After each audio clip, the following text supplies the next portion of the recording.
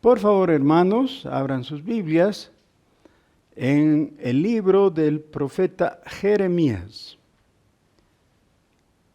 Hemos estado estudiando en Isaías el principio de los grandes temas de la profecía bíblica.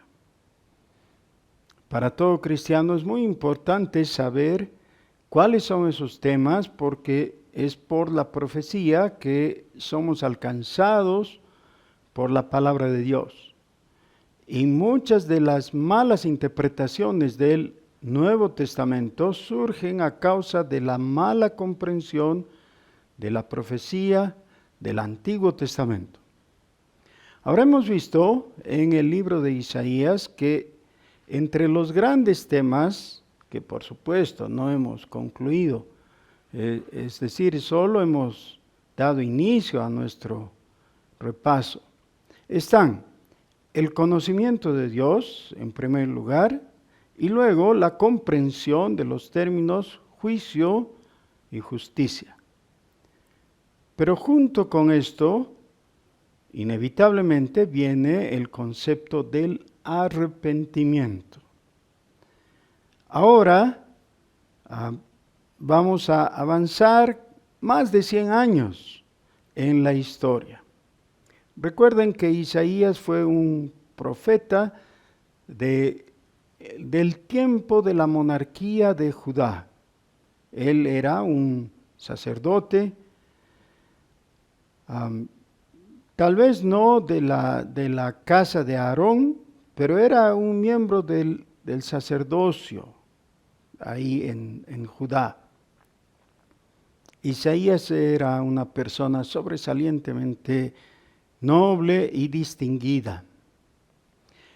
Es muy interesante porque Jeremías también era de los sacerdotes de Anatot, tal como nos dice su propio libro.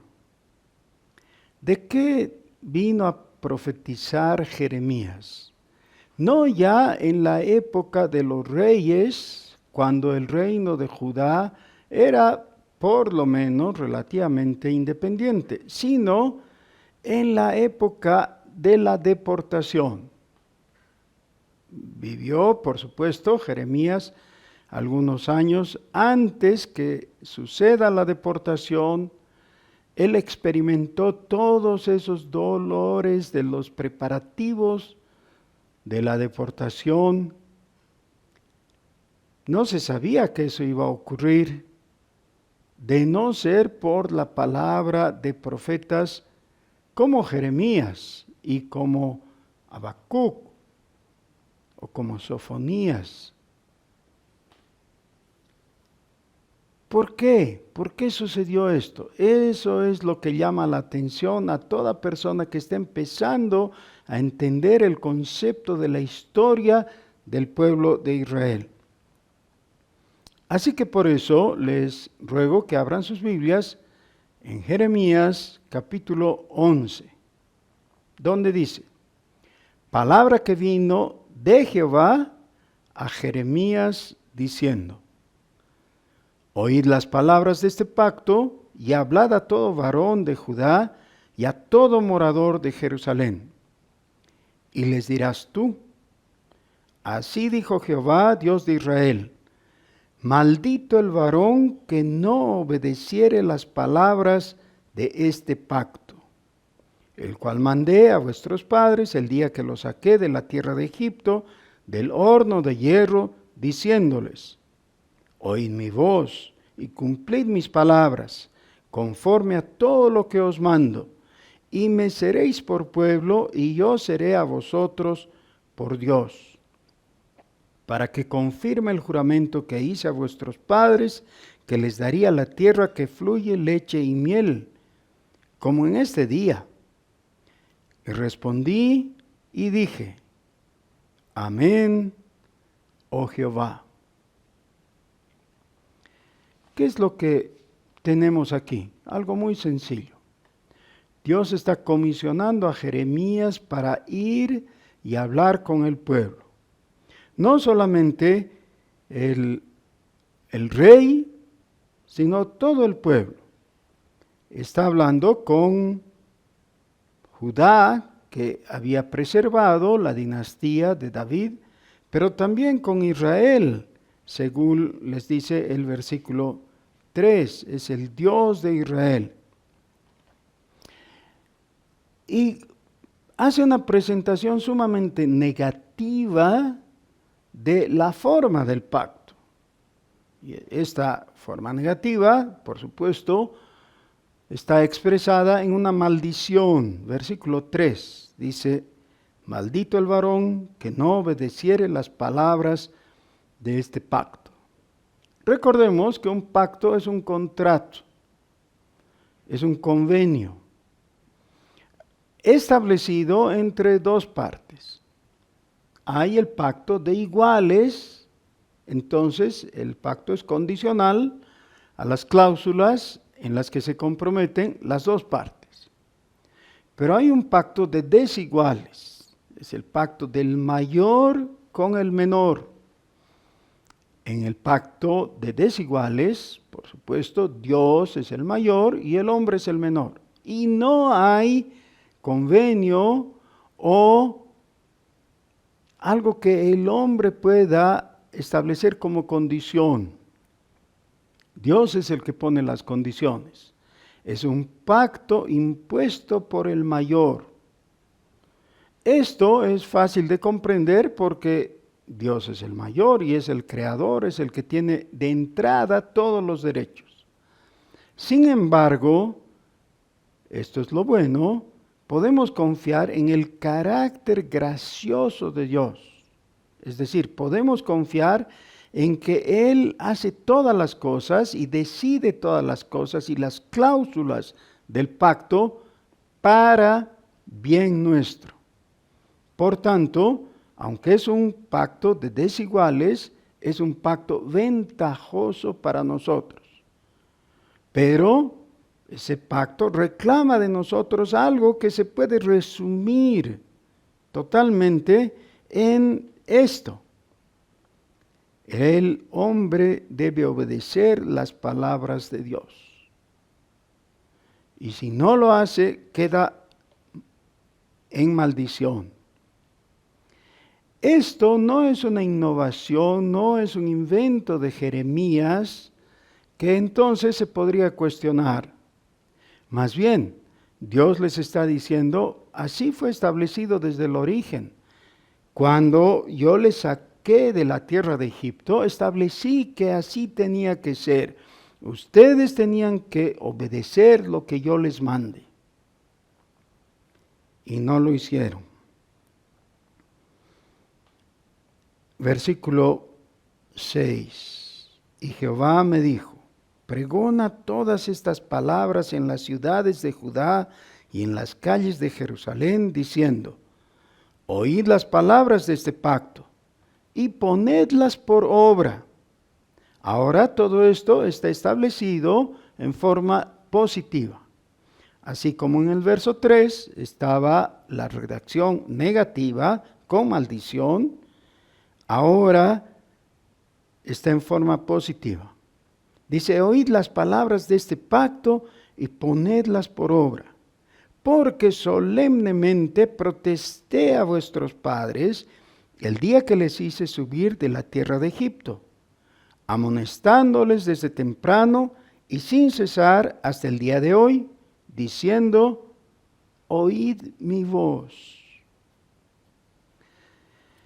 Este es uno de los llamamientos más insistentes de la Biblia. Dios habla con el hombre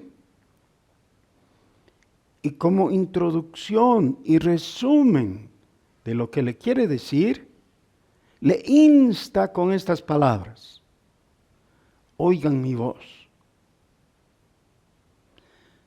Si hay entre nosotros algunos maestros, como que los hay, bien saben, porque han encarnado ese afán por ser escuchados, atendidos y obedecidos por sus alumnos, que a veces no tienen ninguna disposición a prestar atención y a aprender. Oigan mi voz, oigan mi voz. Si estuviéramos congregados presencialmente, yo les pediría a ustedes que por favor toquen respetuosamente el hombro de la persona que tienen al lado y le digan, oye la voz de Dios. Oigamos la voz de Dios. Este tendría que ser un afán entre nosotros. ¿Por qué? Sí, porque en realidad todo esto tiene que ver con una realidad que los demás no tienen. Los demás tienen sus creencias, sus imaginaciones, sus ídolos y todo, pero hay algo que no pueden hacer. No pueden entrar a un templo donde hay ídolos, estatuas, pinturas, etcétera, y decirle a la otra persona, oye a tu ídolo, porque los ídolos justamente tienen ese carácter. Tienen boca y no hablan. Ojos y no ven, oídos y no oyen, etcétera. Pero sobre todo, no pueden hablar, no pueden comunicarse. Y esta es una diferencia sustancial con el Dios vivo. Por eso, otra vez, oíd mi voz. En latinoamericano diríamos, oigan mi voz. Y entonces tenemos uno de los versículos tristes del Antiguo Testamento, versículo 8. Pero no oyeron. No oyeron. En algunas ocasiones he visto en la vida real, en la vida práctica, gente que viene, se te acerca y te dice, tengo un mensaje para ti, pero no lo recuerdo. ¿Qué pasó? No había prestado atención en el momento de oír. Dice, no oyeron ni inclinaron su oído. Inclinar el oído es una frase repetida también en los libros proféticos del Antiguo Testamento, que implica la disposición del corazón humano a lograr escuchar. A veces eso requiere con humildad poder decirle al que está hablando, disculpa, no te escuché o no entendí. Repítelo, dime otra vez. Ni escucharon su oído. Antes se fueron cada uno tras la imaginación de su malvado corazón. La imaginación de su malvado corazón. Imaginación tiene la misma raíz de imagen. ¿Qué es lo que tenemos aquí? La Biblia prohíbe hacer imagen ni ninguna semejanza de lo que está arriba en los cielos, abajo en la tierra y debajo de las aguas que están en la tierra. Es decir, de ningún lugar. No podemos proyectar desde nuestro corazón, nuestra mente, el ser de aquello que no vemos. Por eso es que no se puede hacer imagen del Dios invisible. Hay prohibición expresa. Cada vez que el hombre proyecta la imagen desde su corazón de Dios, lo que está haciendo es desobedecer a Dios, a quien nosotros debemos percibir por su voz, no por imagen. Por tanto, traeré sobre ellos todas las palabras de este pacto, es decir, las sanciones, el cual mandé que cumpliesen y no lo cumplieron. Versículo 9. Y me dijo Jehová, conspiración se ha hallado entre los varones de Judá y entre los moradores de Jerusalén.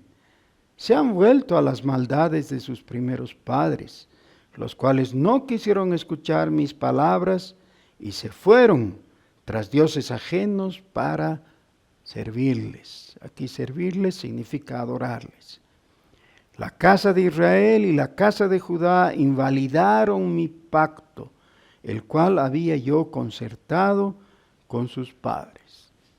Ahora, En general, la relación de Dios con el hombre es una relación que desde la perspectiva humana consiste en obedecerle a Dios. En cada uno de los mandamientos de Dios tenemos un mandato o una prohibición. Por ejemplo, no robarás. No robarás.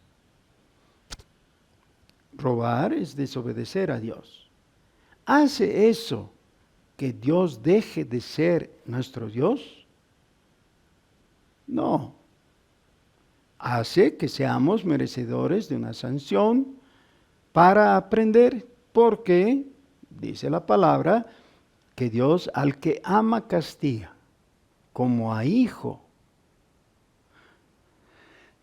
Pero este pecado del que está hablando aquí no es ya del hijo desobediente. No estoy tratando de justificar el pecado de un hijo desobediente. Estoy diciendo que no tiene la misma naturaleza y por tanto no tiene las mismas consecuencias. Lo que estoy diciendo es que hay un pecado en concreto que ya nosotros tenemos el nombre por el Nuevo Testamento y lo conocemos como apostasía. La apostasía significa caer al lado de, caerse del rumbo. Digamos, la idea es de un puente. Estás en un puente, pero si te caes al lado, caes al vacío. Esa es la apostasía. No estás en el rumbo. Una cosa es caerse en el puente y puede tener ciertas consecuencias. Te vas a lastimar las rodillas y qué sé yo, golpear. Pero caer del puente, eso es terrible, es la apostasía. Dice, la casa de Israel y la casa de Judá invalidaron mi pacto, el cual había yo concertado con sus padres. Por tanto, así ha dicho Jehová, he aquí yo traigo sobre ellos mal del que no podrán salir, y clamarán a mí, y no los oiré. Estar en pacto con Dios implica, desde la perspectiva humana, que el hombre le dice a Dios, tú eres mi Dios. No estoy diciendo que eso es lo más importante. Lo más importante es que Dios nos hable. O sea, la gracia comienza en las alturas, comienza con Dios. Dios nos alcanza por su gracia. Pero hay un elemento humano. El hombre necesita responder con fe a Dios. Fe que Dios mismo le da, le otorga como gracia. El hombre necesita utilizar esa fe y responderle a Dios. Tú eres mi Dios. No se necesitan exactamente las mismas palabras. Se necesita el mismo sentido. En cierta ocasión, un ciego fue encontrado en la puerta del templo por Jesús. Eso está en Juan capítulo 9. Jesús habla con el ciego. Hace barro con su propia saliva y le unta en los ojos y lo envía al Siloé para lavarse. Cuando vuelve el ciego, ya no era ciego, ya veía. Así que imagínense el estado interior de su corazón. Seguramente estaba muy agradecido y chocho, feliz. Es abordado por los judíos que le conocían, porque era un mendigo, era un ciego, mendigo en la puerta del templo. Y no estaban seguros que fuera él, porque al que ellos conocían era ciego. Pero él dice, soy yo soy. Y aclaradas las cosas, esto llega a los oídos de los fariseos, quienes quieren indagar. ¿Qué ha pasado? ¿Cómo puede ser que un hombre que era ciego de nacimiento ahora ve? Él no puede explicar, solamente puede decir lo que ocurrió. Un hombre me envió, bueno, hizo barro, me puso a los ojos, me envió al estanque de Siloé, me lavé y ahora veo. Eso es. Se hizo toda una disputa con los judíos incrédulos. Pero en el mismo templo de nuevo fue abordado por Jesús. Y Jesús le dijo, ¿crees tú en el Hijo de Dios? El hombre, el ciego, no tenía respuesta porque no tenía conocimiento. ¿Recuerdan cuál es el primer tema de los profetas en Isaías 1? Conocimiento de Dios. Así que Jesús le provee de esto y le dice, soy yo el que habla contigo. Ahora el ciego no dice, bueno, déjame examinar las evidencias, voy a pensar, voy a consultar a mis asesores jurídicos qué es lo que me conviene decir. No, nada de eso. Inmediatamente ante la revelación de Jesús, que era su sanador, él se postró y dijo las palabras correctas. Señor mío y Dios mío. Y el texto dice que le adoró. Esa es la respuesta correcta. Creer en el Señor que nos habla por las Escrituras, puesto que las Escrituras son el instrumento del Espíritu Santo para alcanzar nuestro corazón. Dios ha establecido que por Jesucristo nos habla a todos nosotros. Y todos nosotros necesitamos inclinar nuestro oído, tal como dice aquí, y abrir nuestro corazón y poner atención a las palabras. Pero también es necesario que nosotros digamos esto que Dios quiere escuchar, estas palabras. Señor mío y Dios mío. Oh, Señor, tú que me hablas por tu Espíritu en la palabra, en la Escritura, tú que te has revelado a mí en Jesucristo, tú eres mi Dios, tú eres mi Señor. ¿Eso tiene consecuencias mágicas? No. ¿Significa que a partir de eso te vas a sanar de todas tus enfermedades? Que yo sepa, no. Podría ser que te sanes de algunas según la soberanía de Dios. No me extrañaría que así fuera. ¿Significa eso que vas a ser más popular o te va a venir una época de bonanza y riqueza? No. ¿Qué significa? Significa que serás salvo. Serás salvo. Porque no hay forma de que teniendo tú por Señor y Dios a Jesús, no seas salvo. Claro que serás salvo. En eso consiste la salvación, justamente. Esto es lo que les dice. Ustedes van a hablarme y van a reconocerme y entonces yo les voy a escuchar.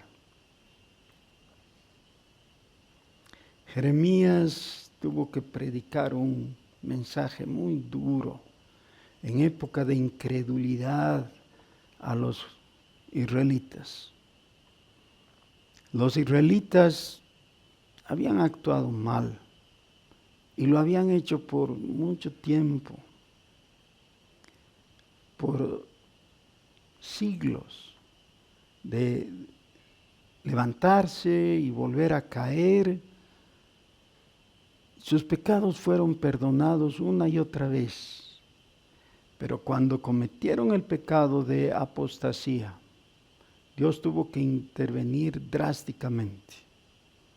Jeremías es llamado uno de los profetas de la deportación. Él mismo anunció que esto ocurriría y sufrió en carne propia las represalias de aquellos que políticamente se veían afectados por su palabra profética.